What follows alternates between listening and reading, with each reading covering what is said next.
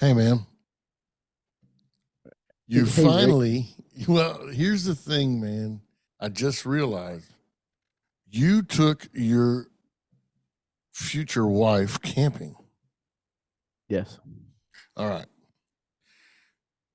What I know after all of my years of fucking up relationships is you take somebody to do something new, it could be a complete shit show.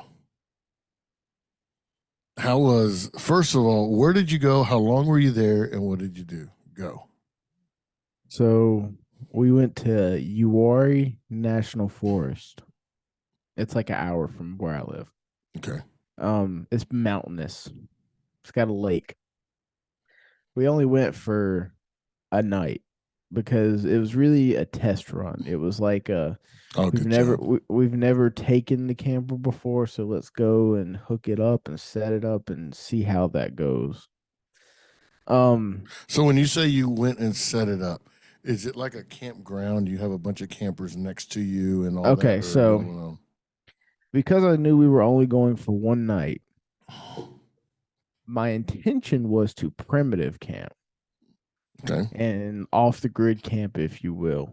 Because this, as you're driving through this national forest, there's little pull offs and like sites and stuff where you can just stop and camp.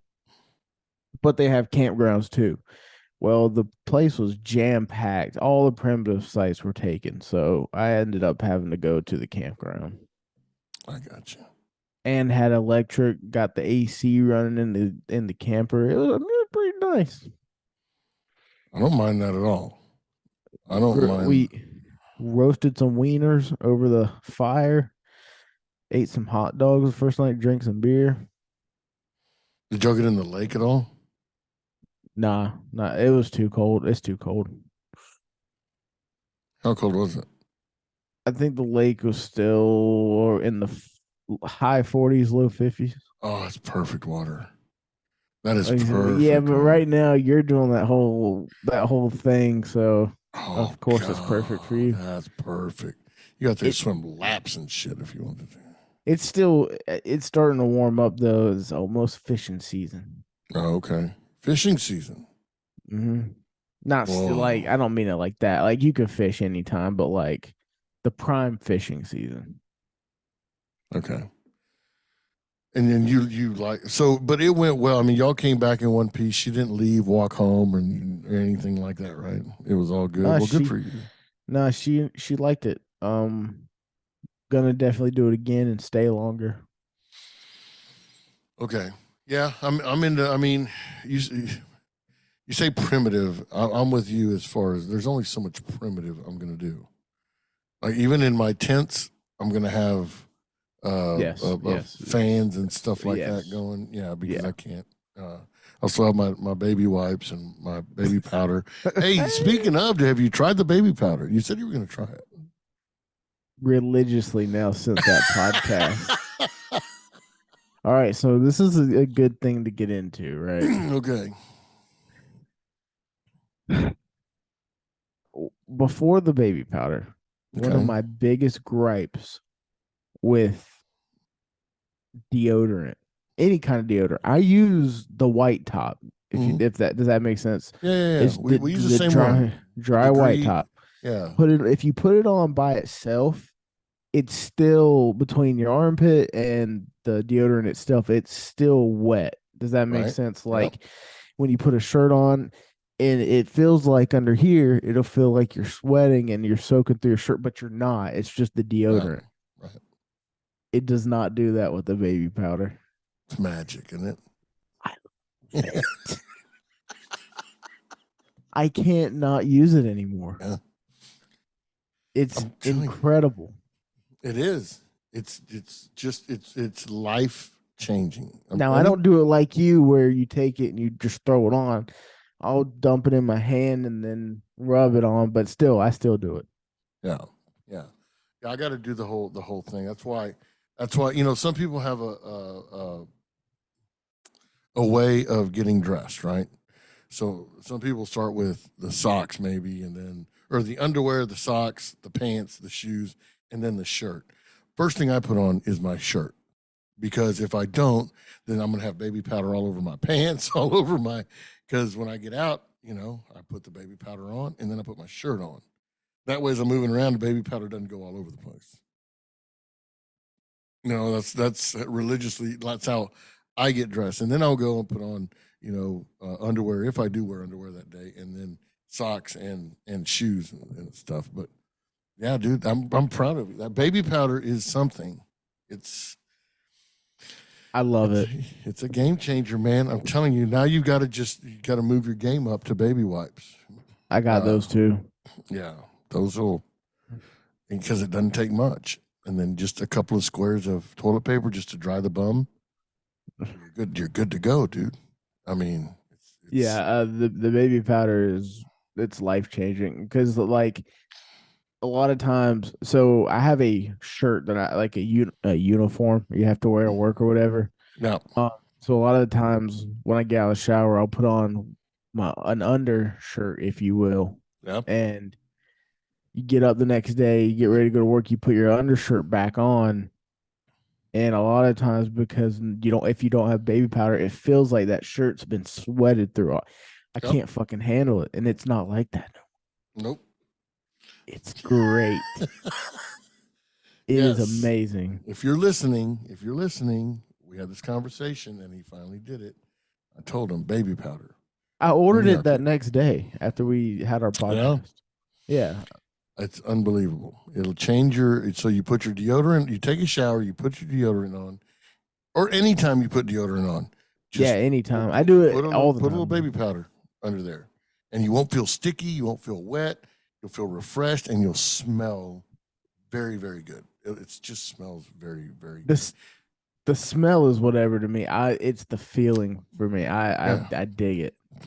And there's times even when I run out of deodorant, which is very rare, but sometimes I'll run out of deodorant and I'll have to wear like my wife's deodorant, and she wears That's that the worst. that shit that you turn at the bottom and then it like squirts up at the top like gel. Oh Oh, no, it's disgusting. I don't know how fucking women do it. Of course, then Lenny, again, they also bleed during their periods and they have kids, so they're disgusting creatures as it is. But then they use Lenny this. uses that shit. Yes, dude. Yes. Nah, we got to talk shit about her now. Oh, dude. Well, see, yeah. Well, here's the problem with the Lenny, though. Okay, so she's like pasty white, right? She's like she's a beautiful woman. Don't get me wrong. Sometimes, but she's like pasty white, right? Pasty white. But her skin is real sensitive. Like she's allergic to some stuff, and she'll start breaking out or itching or whatever. It's a lot of It's a stuff. white people thing. Yeah, I thought I had skin like weird skin things. No, no, no, no. This chick does. But so she has a certain deodorant. And then the thing is, here's the thing about her too, man. She can only use stuff so long and then her body gets used to it and then it starts breaking out. So she's like constantly changing. I'm not sure if she's not like an extraterrestrial AI type of person. You guys used to say we're living amongst them. She might be one of them. Like my wife might be an extraterrestrial, but I I don't I know. do have something. I do have something we can talk about that I've been getting back into. What? It's a hard segue, but it's a topic.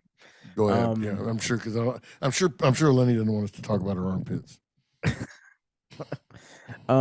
sports cards.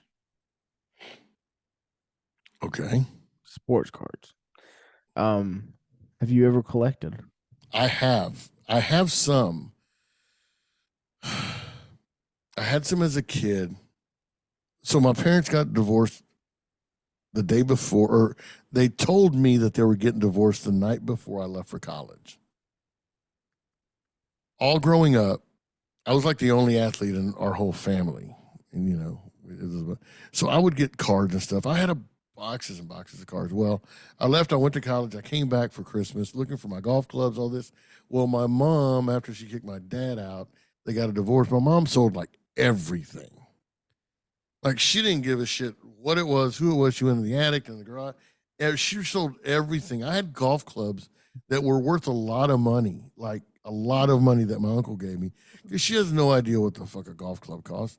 Dude, she threw away some signature Ram clubs, blades. With anyway, getting off topic. She sold all my cards, dude. Like I probably had like some good like back then. What were the tops cards? You know, and I had them in sleeves and stuff. There's no telling what was in there. So then I went to college, and I got back into cards a little bit. Now, because of the timing of my life, and because the God that I believe in has a really, really funny sense of humor, all the cards that I collected in the '90s are fucking worthless. No, I mean, they that's are because that it was the junk wax era. So yeah. yeah. So God has a real good sense of humor and said, "Okay, Rick is back into this. Let's make a bunch of junky fucking cards." So I do have a couple of boxes here. I mean, I've got some good ones. You know, I think like one of them is Michael Jordan's rookie card. I've got, I've got like a handful of those. Uh, I'm gonna need you to find those. Bo Jackson's rookie cards. I've got them. Uh, I've got some good ones, you know, but nothing. I And I've could. got like complete sets. I've got stuff that's unopened yet. But again, dude, they're in the '90s, so I don't know that they're worth anything. But I've got some that aren't even opened yet, dude. Yeah, Uh, when I was a kid, I collected, and it was strictly collect. Like I bought, collected, got them for Christmas, stuff like that. Got out of it because I grew up, whatever. Started playing video games instead. Then about 2019, right before COVID, I got back into it. But I didn't get back into it for the collecting piece. I got back into it for the making money piece.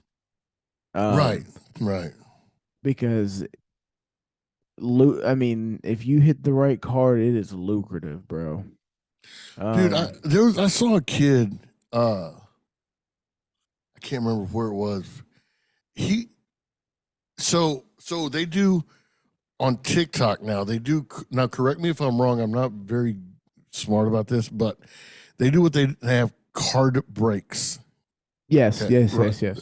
So in essence, what they do is they buy a box of cards, Yep. and then you pay a minimal amount, Yep. and if you get picked, Yep. you either win the box or you can win whatever sleeve that's in it somehow. All right, so you're on the right track, but yeah. So Explain. what did it? I actually bought into one last night. Okay, how much did you pay? Um, $9 for that one because it What? was it was low end. It was hot. Okay. It was hockey. So it was 2022 23 upper deck hockey. It was one of the hockey products. Okay. Not very, very popular in the hobby, but it's still, I mean, hockey, upper deck makes some of the best patches, like patch cards. Um, Bro, Upper Deck, that's the stuff that I have from the '90s that's worthless. Go ahead. yeah, and so so you can do it one of two ways. One way is you can do random team. Hey, everybody, there's if there's 30 teams, there's 30 spots. Each spot, everybody pays $50. You buy in, we'll randomize it, and then, you know, as you pull a card, like a really good card or whatever. Mm-hmm. This is a Panthers card. It's a patch card. So like, let's say he pulled this one and this will go to whoever had the Panthers. Okay. Um, depending, like this is a Greg Olson autograph card. Okay. Um, Well, depending on the year. So you can also do what's called pick your team. Each team will cost different amounts, ranging because the more expensive teams are mostly probably because the rookies are better on that team. right. Like I got you. like right now, if you're buying into a break and you're buying the Pittsburgh Steelers, you're Mhm. probably paying a premium because if you get a rookie patch auto of Kenny Pickett, then you're gonna make some money if you pull that card. Okay. See, I've got two buddies of mine, and I met one through the other. So anyway, when I was coaching in Giddings, I was my fishing partner. I used to tournament fish. Yep.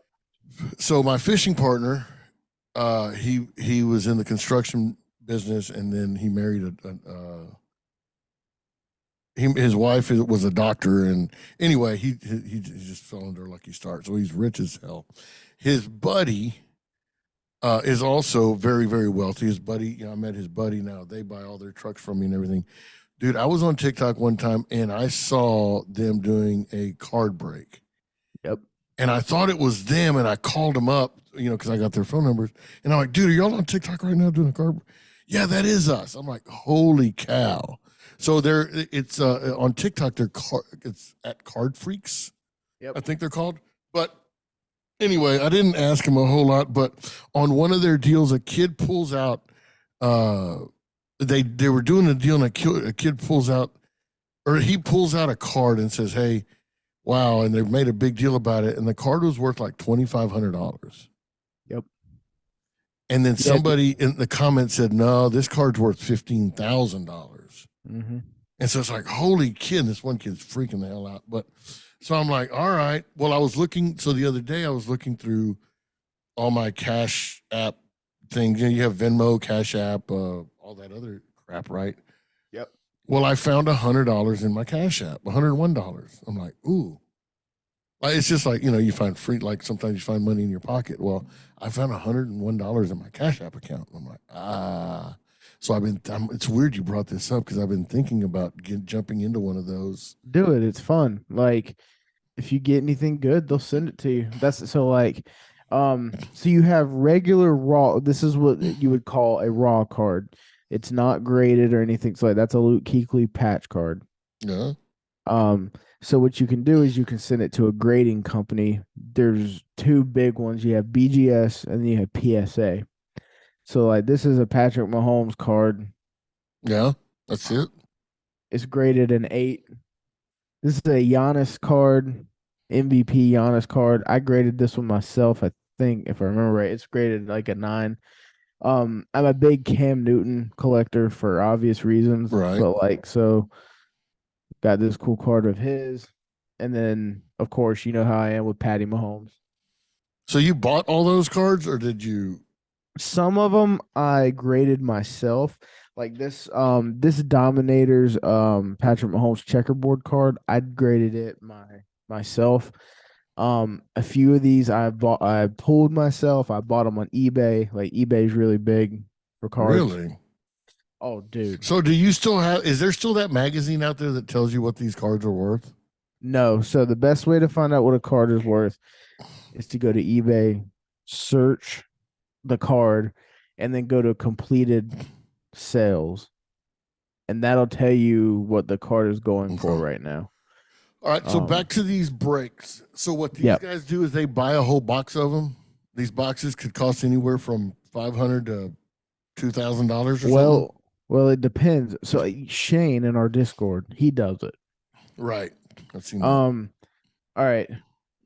So you can buy a box, like just a brown cardboard box, and that's called a case of cards, and a case of like hobby boxes. And it's usually like 12 to 16 per. Yeah. 12 to 16 hobby boxes per case. Okay. I've never watched them do it on TikTok because they might just break the hobby box by itself. Your odds are extremely lower to get anything that way. You want to be buying into breaks where they are like opening a whole case of cards, not just one individual box. Does that make sense? Yeah. Okay. And I can, if you really want to, I can send you a link for that. Wow. Like I bought these the other day. Or you just buy them at the store, or you eBay, or what? So those freaking camera. So these right here, this is called a blaster box. This is called a hanger box. You can go into Walmart or Target and buy these, and they're like $20, $12. And it's okay. I want to get it. I want to do one of those things on But do it on TikTok or whatever. Before I send them $20 and just sit there and see what I get. It's fun. Last night, the hockey thing I bought into, I had the Rangers, and I got 2 numbered cards. I don't think they're probably not worth much, but I mean, it was fun to watch them pull. Dude, we need to get Shane to do something for us. That'd be fun. All we I'd gotta do like, is probably hit him up. And matter of fact, next time he does a break, I'm probably gonna buy in. We should both buy in. yeah, that'd be cool. Matter of But fact, I'll find out when we get off this podcast. yeah, we'll find out. That's interesting because those cards, man. I mean, it's just again, I would do it for the money. Uh, Hobby uh, per. yeah, I mean to make money. I mean, I'm looking to make money. I'm not, Yeah. it's not like I got them hanging all over the walls or anything. I'm not going to do all that. And I don't have a son, and my daughter's not big on cards, so I don't, what I'm going to do with Yeah, I these. do. I do a little bit of both. Like I do collect a little bit, but I mean, it's definitely like I'm looking to like sell some shit. Yeah, I ought to just send you all my cards so you can look through them and just, Send me your Michael Jordan rookie cards. okay. I don't know what to do. I Yeah, mean, but if, just box them up and send them to me. Let me look at them. yeah, you can look at them all, but I don't know. Hey, have you looked into? I know on my Real Game podcast a while back, I told you that Calvin Schiraldi came out with his own autobiography called The Arena. Have you looked into that? No, Calvin Schiraldi was a pitcher for the Boston Red Sox. He's the one that pitched in the World Series when the ball went under what's his name's glove at first base, and then lost the World Series and everything. Anyway, did you? I started reading that, dude. It's a real deal. Like, if anybody out there wants to really, really understand what goes on with the highest of high level athletes out there, like Calvin Schiraldi played at a Tom Brady level, Nolan Ryan level. I mean, you go to the World Series, bud, and then you're pitching in the World Series. You're Mhm. pitching in the fucking World Series, dude, in front of the world, millions of people. You don't get it doesn't get higher than that in any fucking Nope. sport. You know what I mean? I mean, he's got the ball, he's got the game in his hands, and he went from hero to goat in one pitch. And he went from being loved to being hated in one pitch. He went from having the world in the palm of his hands to sleeping in the back of his truck, like scared for his life. It's dude, if you guys, it's called The Arena by Calvin Did they Schiraldi. did they finally do the audio book for it? I don't think they've done the audio book yet, and so don't be a lazy ass. Go ahead and read it. It's good for the eyes. I'm It's probably good for- gonna be a lazy ass. But let me go ahead and tell you. But dude, and Calvin Schiraldi is one of the best dudes you'll ever meet. He's a really, really nice guy. Just talking to him and all that, you wouldn't think, We need to get him on the show. I'd love to. He did a podcast with a kid that he coached because he afterwards he came back and coached, damn near volunteered at a private high school here for a long time. Really good coach, really good guy. I still play golf with him. He's just one of those all around great dudes. You need to make that happen. Y'all need to go. If you're listening, it's called The Arena with Calvin Schiraldi. He's a great guy. He's a great human being. Great pitcher. Pitched at UT and then Boston. But yeah, you need to. It's just really, really good reading. Before we close, let me ask you this real quick. Yep. Have you started your workout? You started doing. I know we talked about it. You're going to start like trying to eat right and do a little exercise and all that. Have you started any of that? The eating right, yes. The working out part, no. Okay. You need to find something. You need to find something. Challenge yourself and do it, man. We are getting so deep, knee deep into jump rope and kettlebells now. Kettlebells is changing my freaking world now. One Who's kettlebell we? at a time. Huh? You talking about Me? you? Okay, me and my wife has joined in. I have two guys at work that have joined also. They wanted in also on it. After I did my The jaded Empire State cowboy? Building. No, after I did, no, not him. I mean, he is going to start working out, but he doesn't like doing what I do because it's a little too difficult. But after I did my Empire State Building challenge, they're like, holy shit, that's pretty cool. What are you doing next? And so I found this jump rope thing. Like when we get done here, I'm going to go out and do 500 jump ropes in a row. That's my workout for today. I'm not going to be able to do all 5 in a row. I'm going to screw it up. But you just got to keep going until you hit 500. And then right after I was gonna that, say you can't count that high. but I count in 100 in increments of 100. So I'll do 100 and then I'll I count didn't think another you could 100. get past 10. No, no, no, no. Hey, dude, I've got 2 master's degrees. Right now, all they do is hold paper for me, but I do have 2 master's degrees to my name, believe it or not. Um, Money yeah, buys anything. and then kettlebells, man. Do about a 25 to 30 minute kettlebell workout. And but you got to do it, man. I love it. I love everything about it. I missed one day because I got so drunk at the golf tournament that we sponsored. That's why I hate drinking now because it just screws up my next 2 days, like literally. Yeah, but I mean, once in a blue moon's not going to kill you. Yeah, that's what my wife keeps telling me, but I'm so hard on myself. It's just one of those things. But yeah, we're doing that, and then get ready, brother, because when I finish my 30 days here, I'm on day 16. When I finish these 30 days, the Saturday after my last workout here, I'm gonna do 1 mile every hour for 12 hours. Holy That's shit. my new challenge. That's gonna be a Running or challenge. walking? It doesn't matter. It doesn't matter. It's finish a mile within an hour, and then you have the rest of that hour to rest. And then you do another mile the next hour. So I'm going to start this at 6 a.m. on a Saturday morning. Mm-hmm. I'm going to go out there, try to jog, walk, whatever I'm going to do for an hour, finish it, and then I'm going to just wait, chill. The next hour, another one. The next hour, another one. The next hour, another one. The goal is 12. The goal is 12. I want to do 12 miles in 12 hours from 6 a.m. to 6 p.m.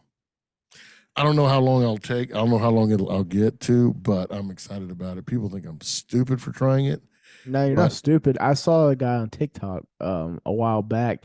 He did one every 24 hours. He's about ready to die at the end of it. 1 mile every 24 hours? So a mile a day. Huh? I'm sorry. 1 mile. You say it. He did 24 miles in a day. Oh, okay. Every hour he ran a mile. Straight. Yeah. Yeah. It's the same thing. It's the same thing I'm doing. It's the same thing I'm doing. I'm just doing 12. Yeah. Yeah. No. It's the same thing. I'm just saying. I watched a guy do it, and like he was struggling at the end. I got the idea from David Goggins. He did 4 miles every 4 hours for 48 hours. So for 2 full days, he would do 4 miles every 4 hours for 48 hours. And that was a mother sucker. So I thought, all right, I'll do 1 mile an hour for 12 hours. Even if I only do 3 miles, bro, I ran 3 miles. I ran more than you. Yeah. Like it's, you know what I mean? There's a no lose situation here. Yeah. And I just push as far as I can. So I'm excited about that. I'm excited about that. Yeah. I'm trying to get Tom on for Wednesday. Okay. The warden. I gotta get him in. He wants to so bad also. So tell him to quit bullshit and get on. We're gonna try to do that.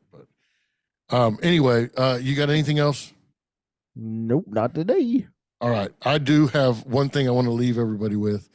This is just really, really cool. I shared it with somebody at work. Where is it? Here it is. So my wife sends me these quotes every day, right? And they're beautiful, and they help me get through the day and help you think and all that. All right, here we go. It's about being ready. You know, everybody talks about, oh, I'm not ready for this. I'm not ready for that. You know, all this. Okay, listen to this, man. This is a quote. Hugh Laurie wrote this. It's a terrible thing, I think, in life to wait until you're ready. I have this feeling now that actually no one is ever ready to do anything. There's almost no such thing as ready. There is only now. And you may as well do it now. Generally speaking, now is as good a time as any. Guys, whether you're going to work or whether you're going home, please have a safe trip. Thank you for joining us again on Pancakes, or Waffles. We'll be back very, very soon with some more BS. Make sure you go to YouTube. Follow, like, share, leave us a comment what you want us to talk about. If you want to be on here, we'd love to have you. But again, from Tristan Dunn in North Carolina to Rick Zamora in Bastrop, Texas, this is Pancakes or Waffles. Y'all have a fantastic day. Adios.